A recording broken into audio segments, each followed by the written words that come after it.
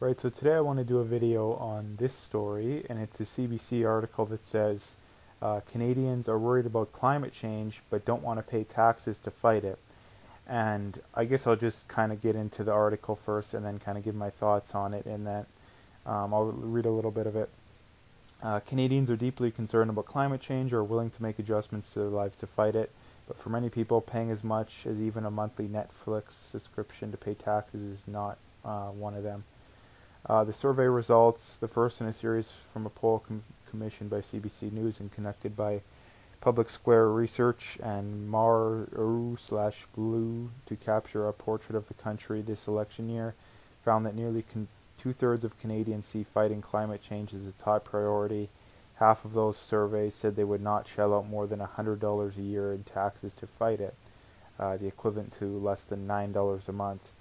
The findings point to a population both gravely concerned about heating of the planet but largely unprepared to make significant sacrifices in order to stave off an environmental crisis. And it was conducted online between May 31st and June 10th, interviewed 4,500 Canadians, and it found out that 19% listed climate change as an issue they're most worried about, second only the cost of living, which topped at 32%. So this tells me one thing, and I mean, it really didn't change my mind on my thoughts on the issue whatsoever, because it basically just kind of proved them, in that the brainwashing in this kind of stuff of the public is really there. Like, the brainwashing in that climate change is this huge issue, we really need to deal with it. They're going full tilt on that idea, but it's working, but it's not working in that if climate change legitimately was an issue,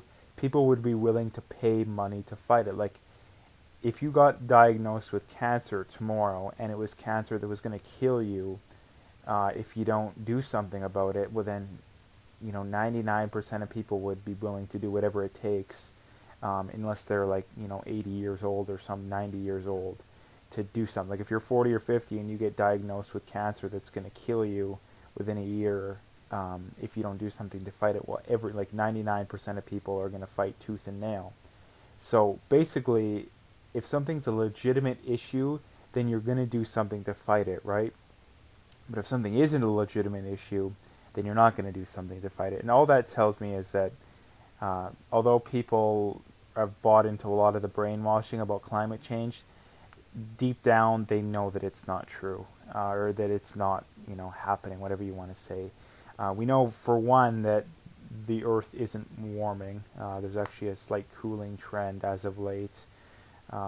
This 2019 in particular has actually, up to this point, been one of the coldest years in a long time. I know in Canada, especially on the prairies, we've had a very cold year. The late, like February, March was very cold, especially February, and we've had a cold spring as well. And we haven't really, I think we've only had maybe 1 or 2 days above 30 so far, and we're already almost done July. So this year has not been overly warm, and I know it's just 1 year, but that's just one of the many things. Like I said, I have other videos on the issue, but basically the point I want to get across in this video is that if people are actually, if climate change is a legitimate issue, then people would be willing to pay money. Not like $100. Like, that's hardly anything. If you're making 50 grand a year, what's $100? Like, it's insane.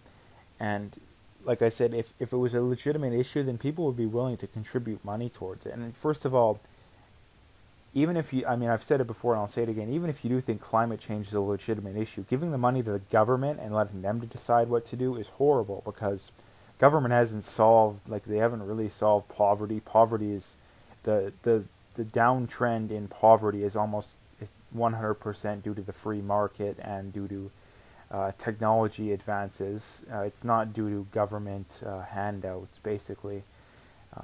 For example, you look at, does welfare get people out of being poor? Well, no, it doesn't. It just keeps people poor, and it creates generations of poor people. Because if you grow up in a family that's on welfare, well, that's the only thing you've ever seen, which means you're going to be a lot more likely to end up on welfare yourself. So even if you do think it's a big issue, giving money to the government and expecting them to fix it is a horrible, horrible way of solving it, because it really doesn't do anything. And like it does, like I said, it doesn't do anything. Like, give me an example of a problem in society the government's been able to effectively solve better than the free market, when there's a free market alternative to compare it to. Like, you can't do it.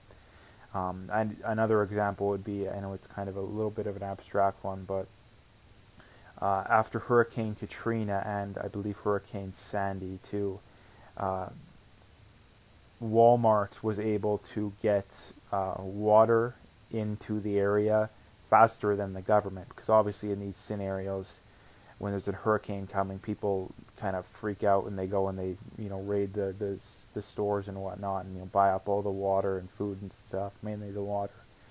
And Walmart, after the Hurricane Katrina, was able to get water to the area faster than the government, which means, again, the free market solved the problem faster than the government.